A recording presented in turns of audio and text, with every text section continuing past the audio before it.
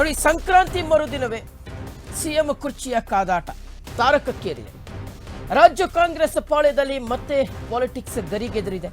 ಇವತ್ತು DCM DK Shivakumar ಅವರು ದೆಹಲಿ ದಂಡಯಾತ್ರೆಯನ್ನು ಆರಂಭ ಮಾಡ್ತಾ ಇದ್ದಾರೆ. ರಾಹುಲ್ ಗಾಂಧಿಯವರ ಮೈಸೂರು ಪ್ರವಾಸದ ಬಳಿಕ ಡಿಕೆ ಶಿವಕುಮಾರ್ ಅವರು ದೆಹಲಿ ಭೇಟಿಗೆ ಹೋಗ್ತಾ ಇದ್ದಾರೆ. ಇವತ್ತಿನಿಂದ 2 ದಿನಗಳ ಕಾಲ ದೆಹಲಿ ಪ್ರವಾಸದಲ್ಲಿರ್ತಾರೆ ಡಿಕೆ ಶಿವಕುಮಾರ್ ಅವರು. ರಾಹುಲ್ ಗಾಂಧಿಯವರನ್ನ ಭೇಟಿ ಮಾಡಿ ಮಹತ್ವ ಚರ್ಚೆಯನ್ನು ನಡೆಸಲಿದ್ದಾರೆ. ಅಧಿಕಾರ ಹಂಚಿಕೆಗೆ ಸಂಬಂಧಪಟ್ಟಂತೆ ರಾಹುಲ್ ಗಾಂಧಿಯವರ ಜೊತೆಗೆ ಚರ್ಚೆ ನಡೆಸುವಂತಹ ಎಲ್ಲ ಸಾಧ್ಯತೆಗಳಿದ್ದಾವೆ. ರಾಗಾಗೆ ಅಧಿಕಾರ ಹಂಚಿಕೆಯ ಗೊಂದಲವನ್ನು ಬಗೆಹರಿಸುವಂತೆ ಡಿಕೆ ಶಿವಕುಮಾರ್ ಅವರು ಒತ್ತಾಯಿಸುತ್ತಲೇ ಬಂದಿದ್ದಾರೆ.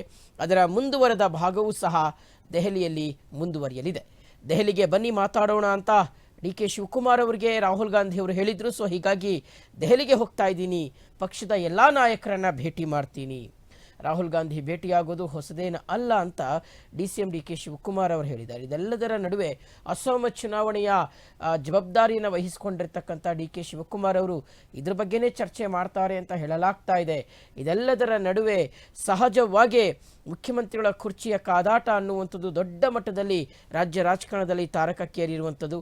ರಾಜ್ಯ ಬಜೆಟ್ಗೂ ಮುನ್ನ ನಾಯಕತ್ವ ಬದಲಾವಣೆ ಆಗಲೇಬೇಕು ಅಂತ ಡಿಕೆ ಶಿವಕುಮಾರ್ ಅವರು ಬಿಗಿ ಪಟ್ಟಣ ಹಿಡಿದಿದ್ದಾರೆ. ನೋಡಿ, ಮೊನ್ನೆ ಮಂಗಳವಾರ ರಾಹುಲ್ ಗಾಂಧಿ ಅವರು ರಾಜ್ಯಕ್ಕೆ ಆಗಮಿಸಿದ್ರು, ಮೈಸೂರಿಗೆ ಬಂದಿದ್ರು. ಮೈಸೂರಿಗೆ ಬಂದಿದ್ದಂಥ ಸಂದರ್ಭದಲ್ಲಿ ರನ್ವೇನಲ್ಲೇ ಡಿಕೆ ಶಿವಕುಮಾರ್ ಮತ್ತು ಮುಖ್ಯಮಂತ್ರಿ ಸಿದ್ದರಾಮಯ್ಯನವರ ಜೊತೆಗೆ ಪ್ರತ್ಯೇಕವಾಗಿ ಮಾತುಕತೆಯನ್ನು ನಡೆಸಿದ್ರು. ಬಹಳ ದುಗುಡದಲ್ಲೇ ಸ್ವಲ್ಪ ಅಲ್ಪಾವಧಿಯ ಸಮಯದಲ್ಲೇ ಇಬ್ಬರು ನಾಯಕರ ಜೊತೆಗೆ ರಾಹುಲ್ ಗಾಂಧಿ ಅವರು ಪ್ರತ್ಯೇಕವಾಗಿ ಕೇವಲ 2 ನಿಮಿಷದಲ್ಲೇ ಮಾತನಾಡಿ ಇಬ್ಬರೂ ನಾಯಕರಿಗೆ ಒಂದು ಸೂಚನೆಯನ್ನು ಕೊಟ್ಟು ಹೋಗಿದ್ದಾರೆ. ಅದರಲ್ಲೂ ಪ್ರಮುಖವಾಗಿ ಡಿಕೆ ಶಿವಕುಮಾರ್ ಅವರಿಗೆ ಒಂದು ಸೂಚನೆಯನ್ನು ಕೊಟ್ಟಿದ್ರು, ನೀವು ಡೆಲ್ಲಿಗೆ ಬನ್ನಿ ಮಾತಾಡೋಣ ಅಂತ. ಸೊ ಹಾಗಾಗಿ ಇವತ್ತು ಡಿಕೆ ಶಿವಕುಮಾರ್ ಅವರು ಡೆಲ್ಲಿಗೆ ಹೋಗ್ತಾ ಇದ್ದಾರೆ. ಇವತ್ತಿನಿಂದ 2 ದಿನಗಳ ಕಾಲ ದೆಹಲಿ ಪ್ರವಾಸದಲ್ಲಿರ್ತಾರೆ ಡಿಕೆ ಶಿವಕುಮಾರ್ ಅವರು. ವೀಕ್ಷಕರೇ, ಇನ್ನು ರಾಹುಲ್ ಗಾಂಧಿ ಅವರು ಈ ತಿಂಗಳ 19ರ ನಂತರ ಸಿಗೋದಿಲ್ಲ. ಯಾಕಂದ್ರೆ 19ರಿಂದ 24ರವರೆಗೆ ಅವರು ಲಂಡನ್ ಪ್ರವಾಸದಲ್ಲಿರ್ತಾರೆ. ಸೊ ಹಾಗಾಗಿ ಸಹಜವಾಗಿ ಅದರ ಒಳಗಾಗಿ 19ರ ಒಳಗಾಗಿಯೇ ಯಾವುದೇ ಒಂದು ತೀರ್ಮಾನ ಆಗಬೇಕಿದ್ರೂ ಸಹ ಆಗಬೇಕಾಗಿದೆ. ಒಂದು ವೇಳೆ ಏನಾದರೂ ಇದು ಸ್ವಲ್ಪ ದಿನ ಮತ್ತೆ ಪ್ರೊಲಾಂಗ್ ಆಗ್ತಾ ಹೋದರೆ ಎಲ್ಲೋ ಒಂದು ಕಡೆ ಡಿ ಕೆ ಶಿವಕುಮಾರ್ ಅವರ ಲೆಕ್ಕಾಚಾರಗಳು ತಲೆ ಕೆಳಗಾಗಬಹುದಾದಂಥ ಸಾಧ್ಯತೆ ಇದೆ. ಮೇಲ್ನೋಟಕ್ಕೆ ಈ ಅಸ್ಸಾಂ ವೀಕ್ಷಕರನ್ನಾಗಿ ಡಿ ಕೆ ಶಿವಕುಮಾರ್ ಅವರನ್ನು ಏನು ನೇಮಕ ಮಾಡಲಾಗಿದೆ ಅಸ್ಸಾಂ ವಿಧಾನಸಭೆ ಚುನಾವಣೆಗೆ ಸಂಬಂಧಪಟ್ಟಂತೆ, ಸೊ ಅದರ ವಿಚಾರಕ್ಕೆ ಸಂಬಂಧಪಟ್ಟಂತೆಯೇ ಡಿ ಕೆ ಶಿವಕುಮಾರ್ ಅವರು ಚರ್ಚೆ ಮಾಡಲಿಕ್ಕೆ ಹೋಗ್ತಾ ಇದ್ದಾರೆ ಅನ್ನುವ ಒಂದು ಮಾತುಗಳು ಕೇಳಿ ಬರ್ತಾ ಇದೆ.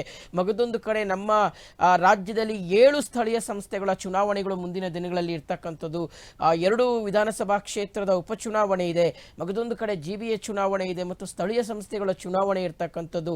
ಸೊ ಎಲ್ಲ ಚುನಾವಣೆಗಳಿಗೆ ಸಂಬಂಧಪಟ್ಟಂತೆ ಚರ್ಚೆ ಮಾಡಲಿಕ್ಕೆ ಹೋಗ್ತಾ ಇದ್ದಾರೆ ಅನ್ನುವಂಥದ್ದು ಮೇಲ್ನೋಟಕ್ಕೆ ಗೋಚರಿಸ್ತಾ ಇದ್ರು ಸಹ ತೆರೆಮರೆಯಲ್ಲಿ ಡಿ ಕೆ ಶಿವಕುಮಾರ್ ಅವರ ಇಂಗಿತ ಮತ್ತು ಮನದಾಳದ ಆಸೆ ಏನು ಅನ್ನುವಂಥದ್ದು ಎಲ್ರಿಗೂ ಗೊತ್ತಿರತಕ್ಕಂಥ ಹಿನ್ನೆಲೆಯಲ್ಲಿ ರಾಹುಲ್ ಗಾಂಧಿಯವರನ್ನ ಬಹಳ ಸುದೀರ್ಘವಾಗಿ ಭೇಟಿ ಮಾಡಲಿಕ್ಕೆ ಅವಕಾಶ ಸಿಗ್ತಾ ಇರತಕ್ಕಂಥದ್ದು ಫಾರ್ ದ ಫಸ್ಟ್ ಟೈಮ್.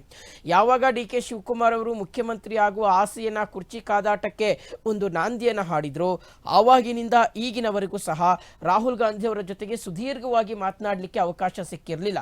ಬೇರೇನು ಮಲ್ಲಿಕಾರ್ಜುನ ಖರ್ಗೆ ಅವರ ಜೊತೆಗೆ 1 ಗಂಟೆ 45 ನಿಮಿಷ ಮಾತನಾಡಲಿಕ್ಕೆ ಡಿ ಕೆ ಶಿವಕುಮಾರ್ ಅವರಿಗೆ ಅವಕಾಶ ಸಿಕ್ಕಿತ್ತು. ಆದರೆ ರಾಹುಲ್ ಗಾಂಧಿ ಅವರ ಜೊತೆಗೆ ಭೇಟಿಯಾಗಲಿಕ್ಕೆ ಮಾತನಾಡಲಿಕ್ಕೆ ಸಮಯಾವಕಾಶ ಅಥವಾ ಅವಕಾಶಗಳು ಸಿಗದೆ ಹೋಗಿತ್ತು.